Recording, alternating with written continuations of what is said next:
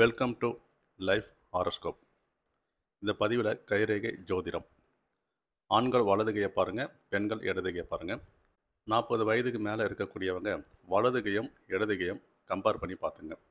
இப்போ சொல்லக்கூடிய ரேகை அமைப்பு பார்க்கும்போது நம்ம கேரியர்லேயும் சரி, லைஃப்லையும் சரி, ஒரு அச்சீவ் பண்ணக்கூடிய காலகட்டங்கள் எப்போ, ப்ராப்பர்ட்டி சார்ந்த விஷயங்களும் சரி, ஃபினான்ஷியல் சார்ந்த விஷயங்களும் வளர்ச்சி ஏற்படக்கூடிய அமைப்பு, சில தடைகள் உங்களுக்கு ரெக்கவர் ஆகக்கூடிய காலகட்டங்கள், இதெல்லாம் எப்போன்றதை இந்த பதிவில் நம்ம பார்க்க போகிறோம்.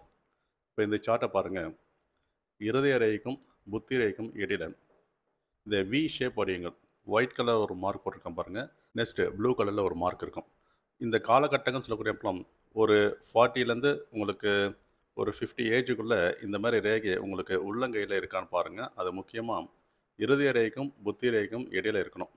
இந்த மாதிரி காலகட்டத்தில் இருக்கக்கூடிய அமைப்பில் நம்மளுக்கு கேரியரில் நம்மளுக்கு சில லைஃப்பில் எல்லா டேலண்ட்டும் இருந்தாலும் நம்மளால் சக்ஸஸ் பண்ண முடியாத காலகட்டங்கள்ன்ற மாதிரி ஒரு அமைப்பில் நம்ம பயணிப்போம்.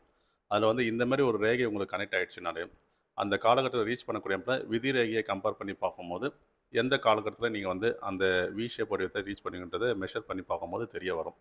அப்போது நம்மளுக்கு ப்ராப்பர்ட்டி சார்ந்த விஷயங்கள் வாங்கக்கூடிய கொடுப்பனை அமையும். அதேமாதிரி கேரியர்லேயும் ஒரு அடுத்த கட்டத்துக்கு மூவ் பண்ணக்கூடிய சிச்சுவேஷன் உங்களுக்கு அமைச்சு கொடுக்கும். இதில் முக்கியமாக நீங்கள் என்ன பார்க்கணுன்னா, இந்த விதி ரேகை வளைஞ்ச ஷேப்பில் வரக்கூடாது, ஒரு ஸ்டெடியான அமைப்பில் வரணும். அதையும் நீங்கள் செக் பண்ணி பார்க்கணும்.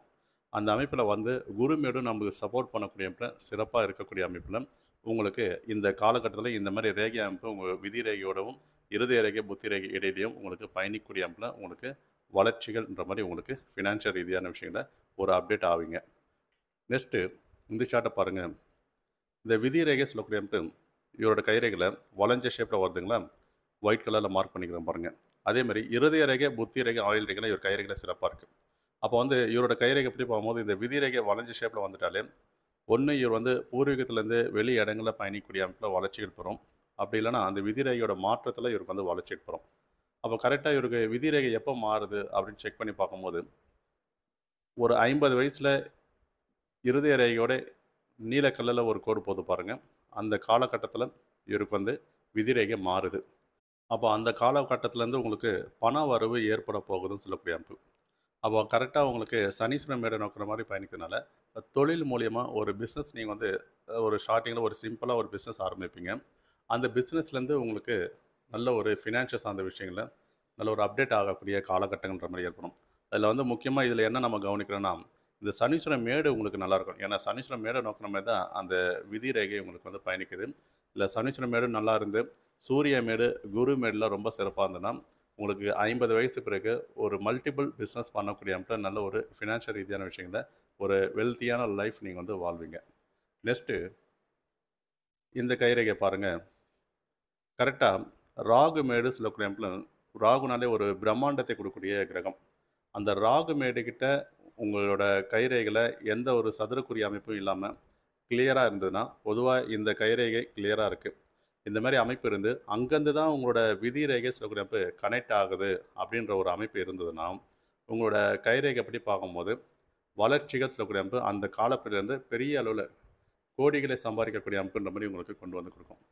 அப்போது உங்களுக்கு கேரியர்லேயும் சரி, பர்சனல் லைஃப்லேயும் சரி, யாராச்சும் மூலிமா அதிர்ஷ்டங்கள் சொல்லுவாங்க பாருங்கள், எதிர்பாராத பெரிய தொகை வரக்கூடிய அமைப்பு, இந்த மாதிரி ஜாக்பேட் லாட்ரி டிக்கெட்டு, இந்த மாதிரி பெரிய அளவில் ஒரு ஹைஃபையான ஒரு வாழ்க்கையை வாழ்வீங்க.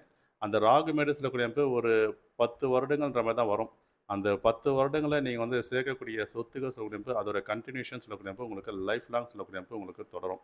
இந்த மாதிரி கைரேகை ரொம்ப ரேராக தான் இருக்குது.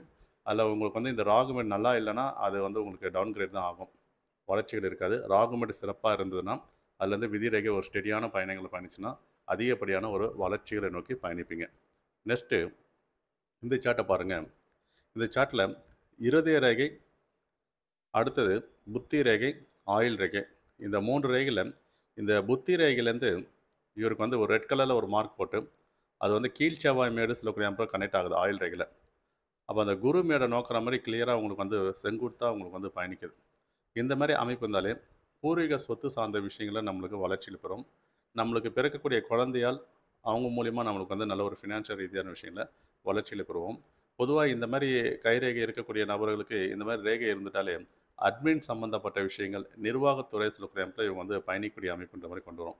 இல்லை விதி ரேகையும் மணி ட்ரையாங்கல் ரேகையும் இவங்களுக்கு சாதகமாக இருந்ததுன்னா அந்த ஏஜ் மெஷர் பண்ணி பார்க்கும்போது, இவங்களுக்கெல்லாம் ஒரு 35 வயசுலேருந்தே பார்க்கும்போது, ஃபினான்ஷியல் சார்ந்த விஷயங்கள்ல எந்த ஒரு குறைகளும் ஏற்படாது.